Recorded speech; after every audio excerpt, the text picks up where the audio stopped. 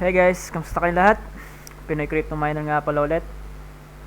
And in this video guys, panibagong topic na naman tayo. And ang di-discuss ko lang ngayon guys is yung about sa EIP 1559. Since marami akong re-receive na direct message and comments tsaka sa Discord group natin na message kung ano ba yung opinion ko na regarding sa na nababaltaan nila na EIP 1559 and nataon pa na bumaba yung mga price ng ng mga crypto itong nakarang araw. So yung emotion ng isang tao is mas nangibabaw. So parang natakot sila bigla. Karamihan yung mga lalo na yung mga bago na pumasok sa crypto mining. And alam ko guys na naintindihan ko yan since ganyan din ako before nung una. And masasabi ko lang guys is it's a part of a cycle na hindi naman palaging guys na palaging umakyat. And for example ngayon tumaas na naman tayo. So bumalik na naman tayo sa 1,500 and nung nakarang araw naging 1.2 na lang to.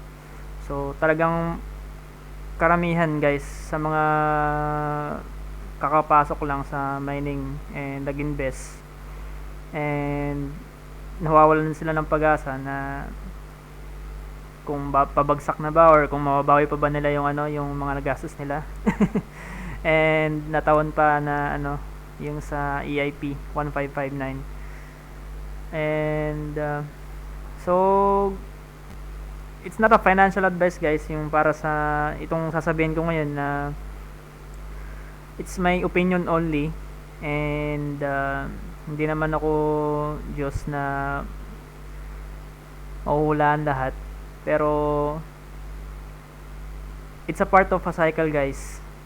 It's a part of a cycle and kung ipagbabase ko lang guys, ibabase ko sa mga kasama ko dito and sa mga napapanood ko na matagal ng mga miners na ganito yung mga naranasan nila nung 2017 na bullish market na pataas talaga yung yung crypto market. And of course kung mataas yung crypto market is mas mataas talaga yung profit ng mga mga miners. And after a year, less than a year, so bumaba na naman siya. So pwedeng ganito yung mangyari guys na pwedeng bumaba or pwedeng umakyat palalo. So it's a part of an investment guys na dapat i-consider nyo rin itong mga ganitong factors na paano kung bumaba siya. So anong plano mo guys? Anong plano ninyo? Kung alam ko mahirap sa inyo na na mag-hold and walang bebenta, like i-convert nila yung mga na rewards nilang na-accumulate nilang rewards na Ethereum into fiat currency like USD to peso para pang na rin guys, pang cover na rin sa mga expenses nyo, especially sa home mining na katulad natin. Siyempre kailangan mo magbayad ng kuryente, especially kung nasa Pinas ka. Alam ko naman na talagang sobrang taas ng guys ng kuryente dyan sa Pinas. And I can say kung talagang bababa siya, so parang break even lang din. So ganun din yung nangyari before ng 2018 na bearish market. So maraming nagbentahan ng GPUs kasi nga pababa na siya. So parang break even na lang kung magkano yung kinikita nila sa mining, yun din yung binabayaran nila sa electric consumption usage nila na electric bills, electric costs. And It depends to you guys. It depends sa ano mo, it depends sa diskarte mo. And para sa akin naman kung para sa akin guys, it's my opinion lang na i-hold ko talaga ang ano ang mga na-rewards ko na ano na Ethereum. Siguro magbebenta ako just for ano, take profit na rin at may mga kailangan ding bilhin or gagastusin na ano na mga mas importante. So just to ano to be happy guys na para maano din ma-cover din yung mga ano yung mga kailangan mong gastusin. And sa mga ano guys, sa mga ang tawag nito, sa mga hindi pa nakakalam about sa EIP, and so EIP guys is a proposal to make a Ethereum transaction more efficient by using a hybrid system of base fees and tips to more eventually incentivize miners in periods of high or low network congestion. So if implemented, EIP 1559 could greatly reduce transaction costs and improve Ethereum's overall user experience. And I can say guys na ano na ito yung ano ito talaga yung pinaka reason behind kung bakit nila na-implement ang EIP 1559 na of course wala naman tayong ano guys, wala naman tayong i-validate or i-solve na blocks kung wala naman talagang transaction na nagaganap. So what's the sense pa kung ganun din naman yung ano yung mangyayari. So ang reason nito guys is para bumaba yung ano yung transaction fees ng Ethereum. So since alam nyo naman guys or sa mga hindi pa nakakaalam na mas lalong naging boom si Ethereum since nung may mga pumasok na DeFi, it's a decentralized finance, and just like Sushi, yung mga yan, ano pa ba, yung mga Elgrond, AAV, and marami pang mga DeFis na ano na pumasok ngayon guys kay Ethereum. So ang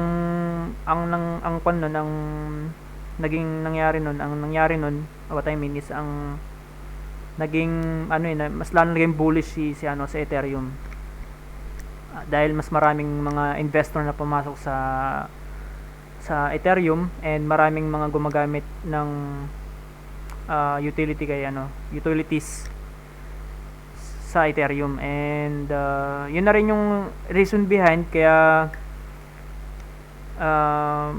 siguro para mapalago pa nila yung ano yung ecosystem nila.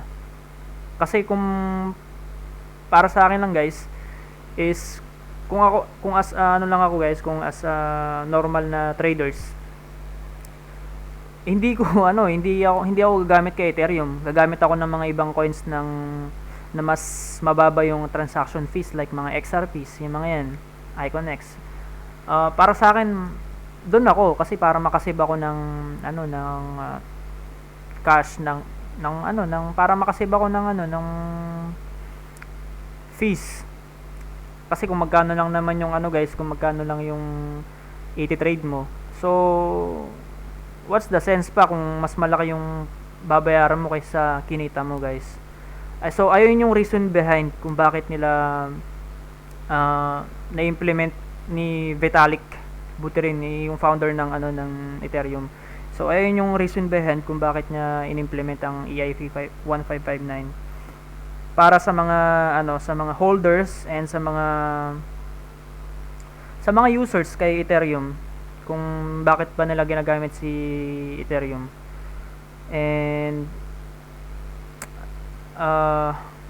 good side to para sa mga sa mga holders, sa mga investors kay Ethereum, and bad side ito sa mga miners kasi hindi lang hindi lang siya good side sa users, sa mga holders. What I mean is mababawasan yung mababawasan yung daily profit natin as a miners. as a service provider. And kung ipapakita ko sa inyo guys kung magkano na ba yung Ethereum blocks as of now. Kung pupunta kayo dito guys sa etherscan.io, ang pinaka Ethereum rewards kasi natin is 2 Ethereum. So paano mo ito malalaman? So i-check mo lang dito once na kapag makikita mo rito na without transaction, ibig sabihin walang transaction na naganap, wala tayong transaction na sinolve. Ibig sabihin nun, ang rewards lang natin is 2 Ethereum. So yung 2 Ethereum na yun guys, ito yung paghahati-hatian nating mga miners, which is kung saan tayong pool na nakapasok. For example, sa akin si Highbound pool ako na nakapasok. And sa mining pool, it's a group of miners which is helping each other to solving blocks. So nagtutulungan tayo guys na ma-solve ang isang solving problem na blocks sa transactions. And then meron pa dito guys na mas mataas dito. Baka magtaka kayo kung bakit yung iba is may 3.9, 3.6, sometimes 4.8. Ang ibig sabihin lang niyan guys is mas marami yung transaction na sinolve natin na miners. For example, kung dito merong 4.8 Ethereum, and then ang kanyang na transaction is 188 transaction sa Spark pool, and then ang gas price nila is 228 GWei. Kung nagtataka kayo guys bakit hindi rin pare-parehas yung GWei. So for example guys, sa sa MetaMask kasi guys, kung magpapasa ka ng Ethereum sa isang user, sa isang tao, meron kang option yung slow, medium and fast. So meron kang pagpipilian kung saan ba doon yung gusto mong option. So kung gusto mo doon sa slow, of course mas mababa yung babayaran mong GWei. GWei, it means ito yung pinaka-transaction na extra fees mo na babayaran. And kung gusto mo ng fast, of course magbabayad ka ng extra na additional GWei na transaction fees para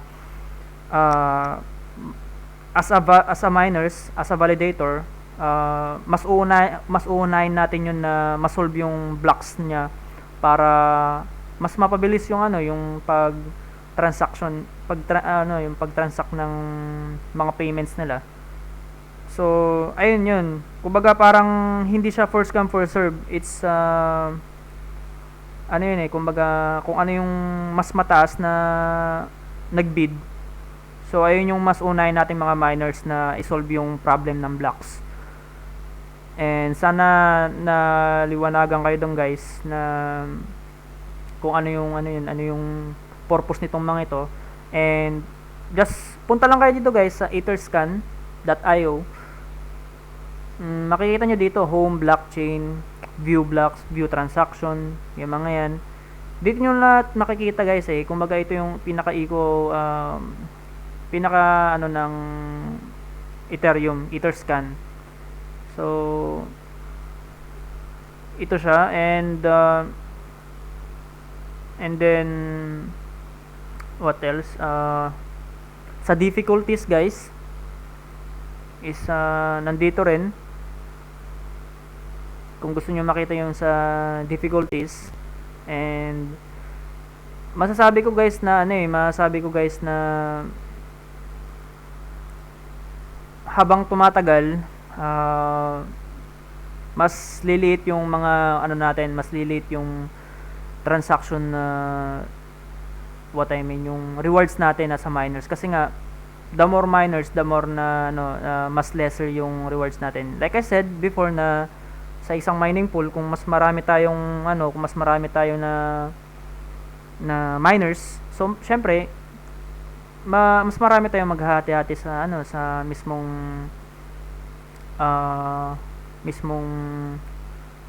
rewards natin. Kung na-guess nyo siya, kung for example, 'di ba, yung pinaka-minimum na ano na rewards natin is 2 Ethereum. So per block. So kung meron tayong 10 taong miners, so kung kung 2 Ethereum, so i-divide mo lang yun sa 10 guys. So ganun siya. For example, kung solo mining ka naman, kasi dalawang klase yung ang pool guys. Merong solo mining pool tsaka mining pool na groups of miners. Pero hindi ko may recommend yung guys, yung solo mining, since it's a part of gambling. It's a gamble guys, na kailangan mo to ng guys, kailangan mo ito ng mas maraming GPUs, mas maraming mga miners na mag-solve ng problem, para mas marami kang chance. Kumbaga yung luck mo is mas mataas. Kasi kung for example, kung isa lang yung GPU mo and nag-solo mining ka, guys, baka baka 1 taon, 2 taon, baka wala ka pang mahanap na blocks. Ganun siya. So mas okay na lang yung nasa mining pool tayo na mas marami, pero sureable naman yung guys na meron tayong ma-solve na problem, kasi maghahati-hati naman tayo. And may mga ito na rin pala yung sagot ko guys sa mga nagtatanong ba kung bakit sobrang baba ng mga rewards natin na nakukuha this past few days, tapos na taon pa na bumaba yung price na Ethereum. So it's a part of guys, it's a part of a cycle. Nasabi ko lang na kasi yung guys, kung mas marami yung, like I said, for example dito sa difficulty na chart natin last 2017, and yung pinaka peak nung last bull run is 2018 November. So nag-run siya ng nag-start yung pinaka bull market ng Ethereum around 2017. And then bumaba siya, nag-correction siya ng after a month. Then umakyat na naman siya after ng December until November. So almost year guys, almost a year na naging bullish ang Ethereum. And then bumaba na naman siya konti. Then bumaba na naman to 2019, flat. 2019 na naging bearish until 2020. Mas lalong bumaba nung guys, nung starting of pandemic time. And then after nung guys, ng January, diyan na nagbulusok na tumaas ang mining ulit, since of course lahat tayong mga lahat naman is naging standby sa nag-stay sa Pinas. Ay, not Pinas, it's an home quarantine. So karamihan may time sila na na mag-trade na and mag-explore, usually sa mostly sa internet. And then yun yung guys, yun yung masabi ko na catalyst kung bakit umakyat ulit yung yung crypto market, dahil sa COVID na rin, since ina-avoid natin yung currency, yung mga money, para what I mean, yung makipag-socialize ka sa ibang tao. Of course na takot ka, and yung pera na naman is yung psychology based guys. Siyempre yung isipin mo baka may virus yung yung pera, and it's guys, dito pumasok yung yung digital currency. Mas mas secured siya. It's without a physical money. And ayun guys. So back to tayo guys, about sa difficulties na ayan nung month of January last year nung kasagsagan ng pandemic. So dito guys, sobrang konti pa lang ng ng miners noon. Nasa, kung nakikita nyo, is around 2 terahash. So sobrang baba. So hanggang nung umakyat na naman yung yung cryptocurrencies nung around August, yan na guys, naging 3 terahash na hanggang nung October, November, December, hanggang ngayon guys, mas dumoble guys. Just imagine. And alam ko to guys, tataas at tataas pa to. So ang mangyari nun, the more miners, siyempre expect mo na bababa yung rewards mo in Ethereum. Ethereum guys. So pero kung i-convert mo siya into fiat currency like USD or peso, mataas pa rin yung value niya as long as na tataas yung price ni Ethereum. So yun yung kailangan dapat na mangyari. Hindi yung mataas yung difficulties, mataas yung difficulties ng Ethereum pero mababa yung price ni Ethereum. So ang tendency nun guys, ganito yung mangyayari guys. Ganito yung mangyayari dito. Babagsak siya, magiging bearish siya. Kasi nga bakit pa ba tayo bakit ka pa magbimina kung wala ka namang kinikita, 'di ba? So malamang guys, yung iba diyan, yung mga miners na hindi lang sa Pinas na mga kasama natin, worldwide to guys mas nagiging open na ang lahat sa crypto mining, na mas lalo na ngayon na maraming mga YouTube na tutorials. So mas naiengganyo yung mga tao na na pumasok sa mining, lalo na ngayon pandemic. And alam ko na some of countries meron pa rin silang lockdown, meron pa rin silang protocols na ganun na lockdown. So malamang guys na dadami pa rin yung miners. And kung guys, kung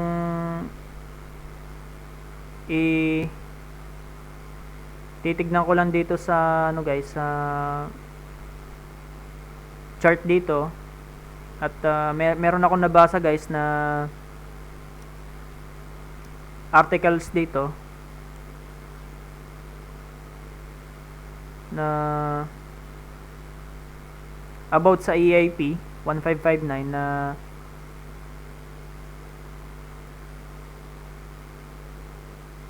ito yung lagi kong sinasabi sa mga member ko guys sa Discord, na how EIP 1559 could send Ethereum price to 20,000 USD per Ethereum. And like I said guys, na ang mangyayari kasi sa guys, sa EIP 1559, once na ma-implement siya, is i-burn nila yung block rewards na instead of 2 per block, 2 Ethereum per block, ang mangyayari guys, magiging 1 Ethereum per block na lang. So yun yung laging kinokontra nating mga miners na nagsama-sama tayo mga miners na i-boycott yung about sa EIP 155 ni Vitalik ng Ethereum, yung founder niya. And of course guys, marami nagsasabi sa mga sa mga YouTube, sa mga mostly ipapakita ko pala guys yung pinaka follow ko na na I can say na pinaka original na guys, na pinakamatagal ng miners since 2013, and siya yung pinaka una kong napanood guys na crypto miners na mas lalo akong na engganyo, which is si Bitsbitrippen, na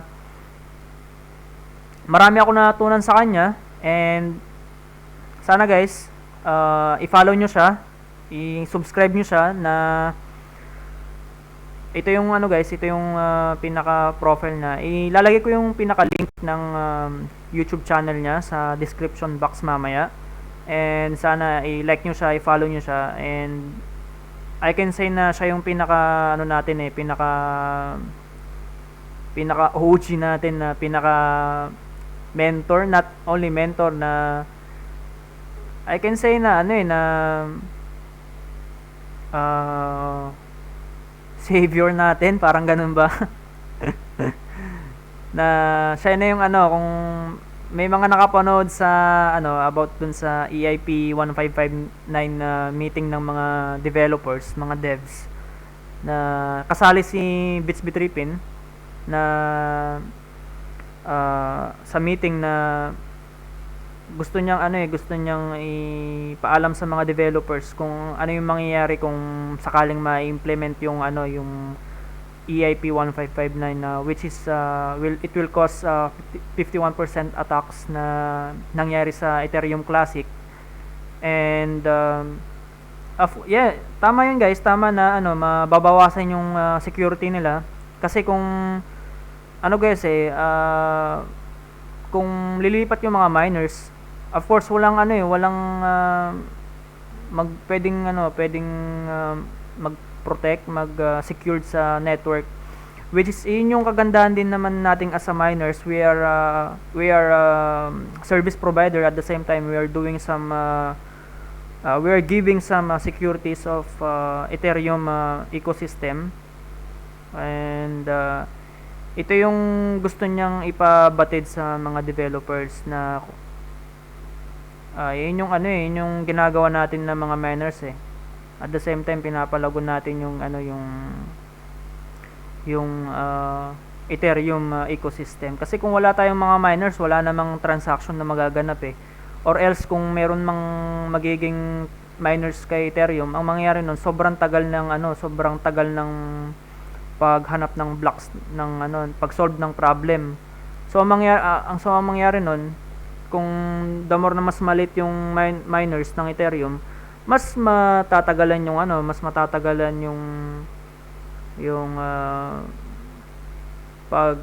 pagpasa ng isang transaction.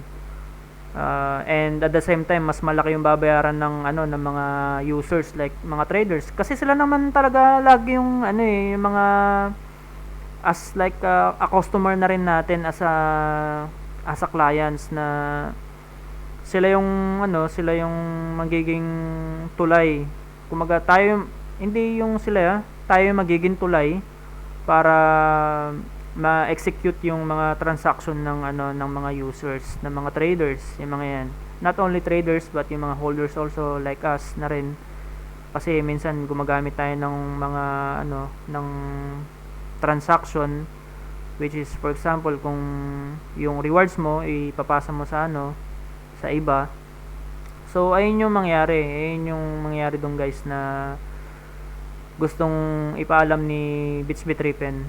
And para sa akin guys, or sabi din ng mga ibang mga YouTubers na mga miners, na parang mababawasan tayo ng 30 to 50%. So for example, kung in a month kumikita ka ng 100 USD per month, and kung may implement man ang EIP 1559 sa, kung sabi nila, kung napanood nyo na about dun sa EIP 1559 na meeting ng mga developer, check ko dito kung meron dito guys, EIP 1559 meeting. I'm not sure guys, sa mga hindi pa nakakapanood dyan, na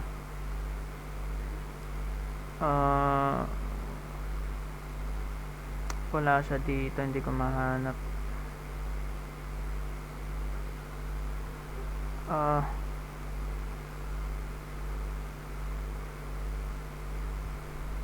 EIP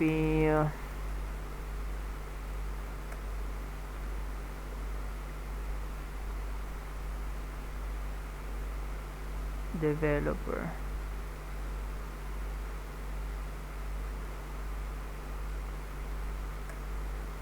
developer meeting.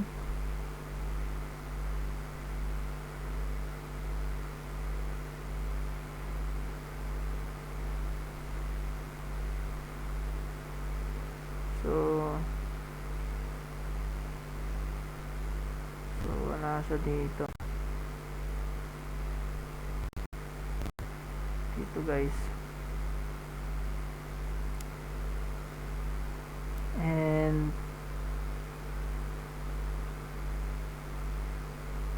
ang gagawin ko na lang guys, lalagay ko na lang din yung link kung sa mga hindi pa nakakapanood ng meeting ng mga developer regarding dun sa EIP 15559.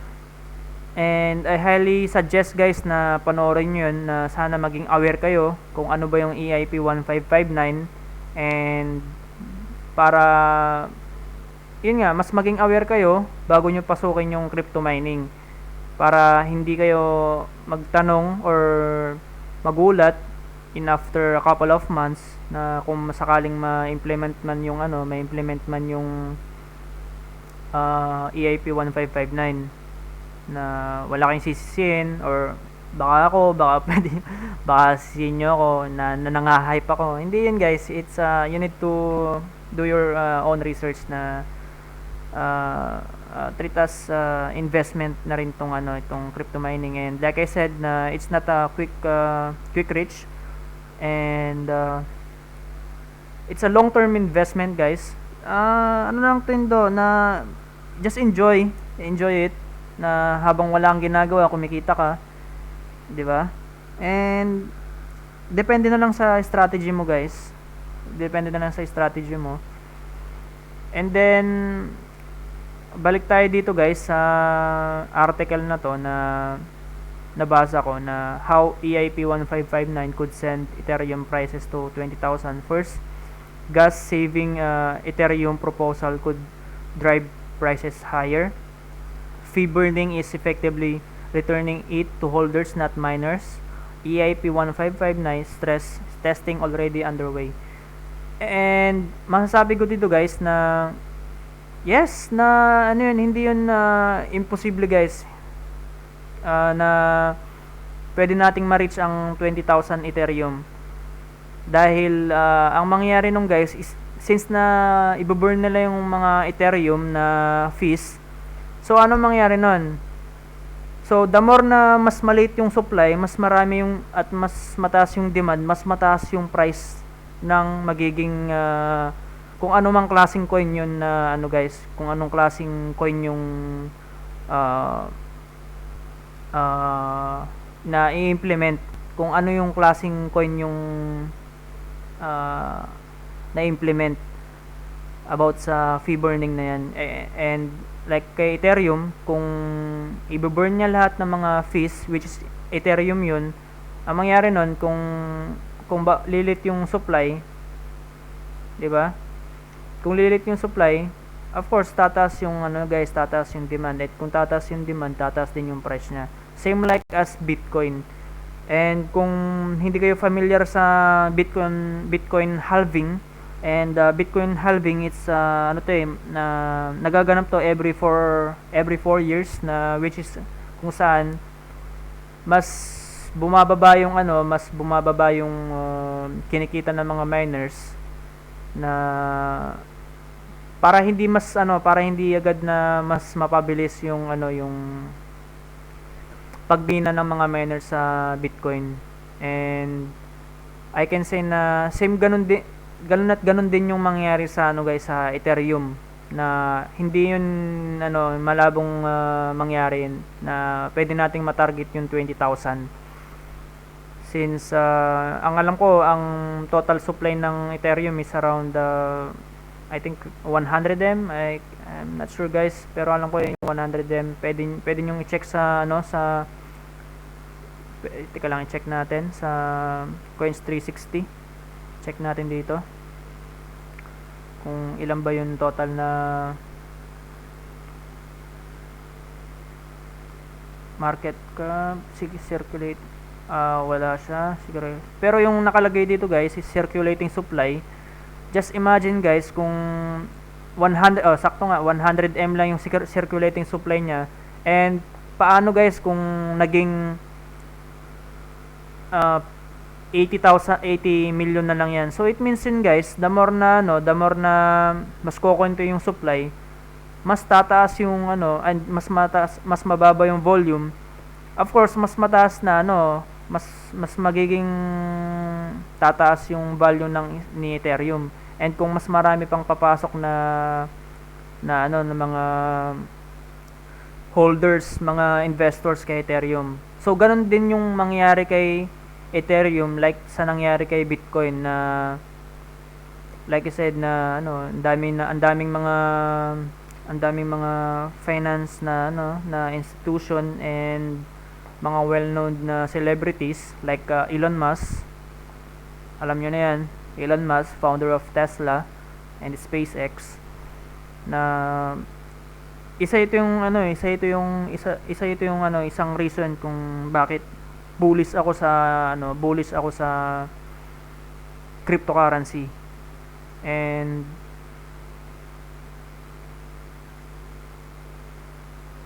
dito guys, so basahin natin dito sa article na to. So anyone using the Ethereum network at the moment will be painfully aware that it is becoming economically unviable. A gas saving proposal could be very bullish for the asset according to one industry expert. And yes, tama nga naman yun.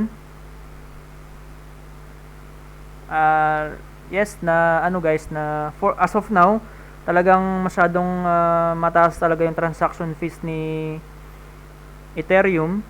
Pero ang tanong din doon, baka may nagsasuggest or nagtatanong kung bakit marami namang pwedeng mga coins or mga crypto na pwedeng gamitin, bakit si Ethereum. So it's a build of trust guys It's a build of trust na since Ethereum, so matagal na sa ecosystem ng cryptocurrency. So it's a base of trust na lang guys, na yung na-build na ng Ethereum developer na trust ng mga users is andyan na. And kung na-aware kayo sa crypto worlds na maraming mga cryptos na naging scam, na all of a sudden guys na biglang nawala. So ayun yung reason behind niya. So with the current average transaction prices hovering around $25, so Ethereum is pretty much unusable for the average trader or DeFi user. So ito yung sinasabi ko kanina guys, na sa mga small time lang na mga traders, lalo tayong mga Pinoy, kung hindi naman tayo ganun ka totally na sobrang malaki yan na mag-trade. And kung let's say yung transaction fees niya is around $25, and yung ang portfolio lang mo lang mismo sa platform, for example sa Binance is around $100. So 'di ba? So mawawala yung pinaka portfolio mo. Doon lang nawala. Doon lang talagang maliliquidate yung pera mo dahil dun sa transaction fees. Lalo na kung daily traders ka pa. So it's useless guys. So Prediction Global founder Ryan Berkman claims that the current level of fees should reflect as an asset price $2,500.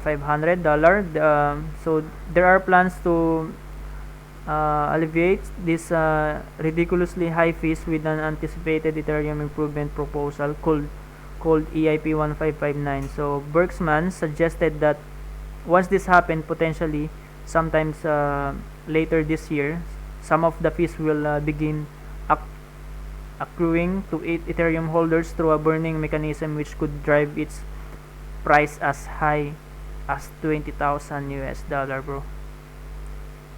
Yeah, begin according launches this year. So what do you think guys sa nabasa nyo dito? So there are plans to elevate this ridiculously high fees with an anticipated Ethereum improvement proposal called EIP 1559. So yes guys, na ano na very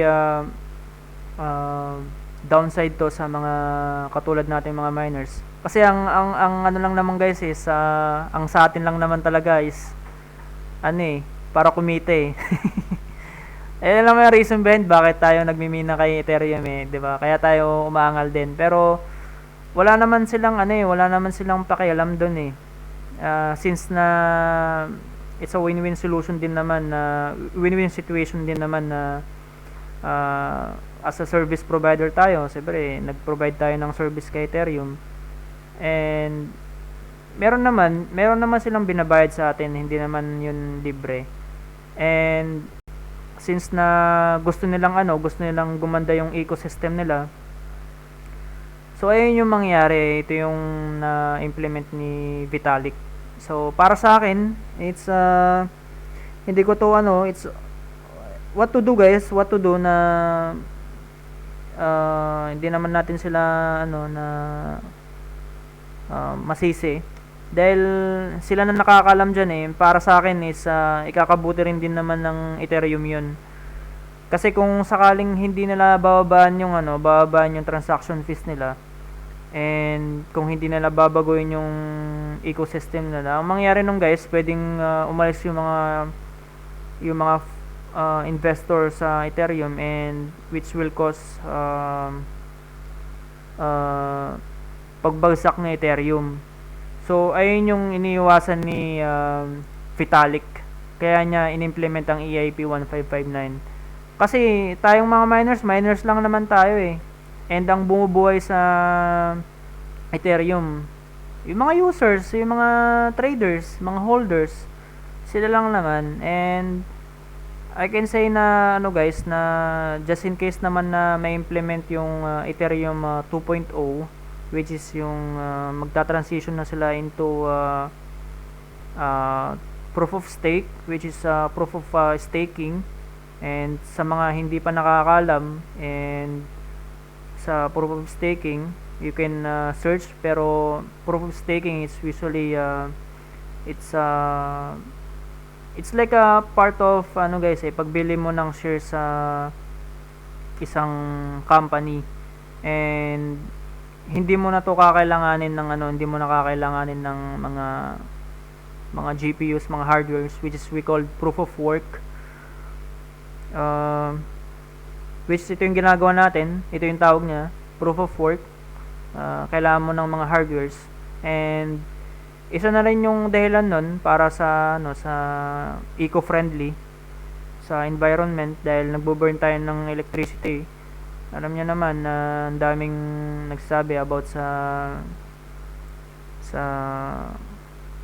environment dahil sa weather change,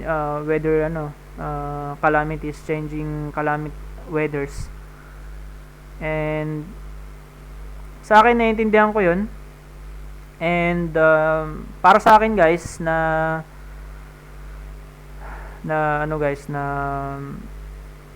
in a summary, conclusion guys, para sa akin is I'm still bullish kay Ethereum.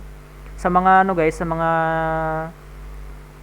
nakikinig pa rin hanggang ngayon, and salamat. And para sa akin, ito yung ang masasuggest ko. It's my opinion only, not a financial advice. It will up to you guys kung paano yung magiging diskarte mo. Pero para sa akin, i-hold ko si Ethereum. Wala nang nakakalam guys kung kailan tataas si Ethereum, pero I'm still bullish kay Ethereum. And magandang ito yung pinaka nakikita ko guys, na once na burn ni Ethereum yung yung transaction fees, mas kokonti yung supply ng Ethereum, and it will cause guys na yung demand mas tataas, and mas tataas yung value ni Ethereum. Since ganito yung nangyayari guys sa mga ibang coins, Nakalimutan ko na guys na kung ano yung mga coins na yon, pero shoutout sa mga ano guys, or comment down below sa mga traders dito sa cryptocurrency kung naalala nyo. Nakalimutan ko na sa Binance kung sino yung mga ina-update na nagbo-burn ng ano ng supply nila. Ang tendency nila is tumataas sila kasi nga nababawasan yung supply. So yung pinaka supply nila is paano ko ba ito masabi? Yun nga, yun demand guys, mas tataas yung demand niya kasi kokonti na lang siya, mas kokonti yung supply. Yun yung masabi ko guys. Kaya kung sa mga kung sa mga kayang mag-hold ng Ethereum is hold nyo lang siya. Pero kung sakaling nasa Pinas ka, ang gawin mo is monthly ka na mag-withdraw, and masabi ko ang withdraw mo lang is yung for your maintenance cost, which is yung mga electric cost guys, para still meron ka pa ring maiwan na na Ethereum sa wallet mo, na once na umakyat si Ethereum, syempre tataas din yun. It's a compounding interest. And yun lang guys. Yun lang yung pinaka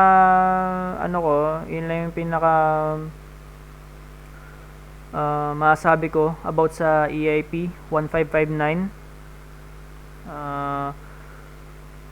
Yun lang din yung yun yung pinakasagot ko guys sa mga tanong na mga kasama natin, sa mga tanong na mga nare-receive ko, kung ano yung opinion ko doon, ano yung mga perspective ko about sa EIP 1559. And ayun, sana na naliwanagan kayo guys, nasagot ko sana lahat ng mga katanungan nyo. And lagi nyo isipin na it's a long run to guys, it's a long term investment sa crypto mining. And kasi kung ilang araw lang na bumagsak yung cryptocurrency, then mas nangingibabaw yung feelings mo, yung emotion mo, then tendency nung guys, wala, matalo ka. Baka mangyari niyan, baka nagbenta ka na ng mga mining mo, and ang nanalo nun yung mga bumili. Yes, kahit na dumami yung miners natin, pero marami pa rin guys na pwedeng imina, hindi lang sa Ethereum, like si Ravencoin, Kukatu, Cortex, Octopus. Ang dami guys ang dami pa. So it will change guys in every year, kasi napagdaanan ko na ito. Like last year may mga mas mataas, profitable pa, pero basta still si Ethereum pa rin yung guys, yung pinaka most profitable na coin. And that's it guys. Sobrang haba ng usapan natin ng video ko na, pero I think na mas magiging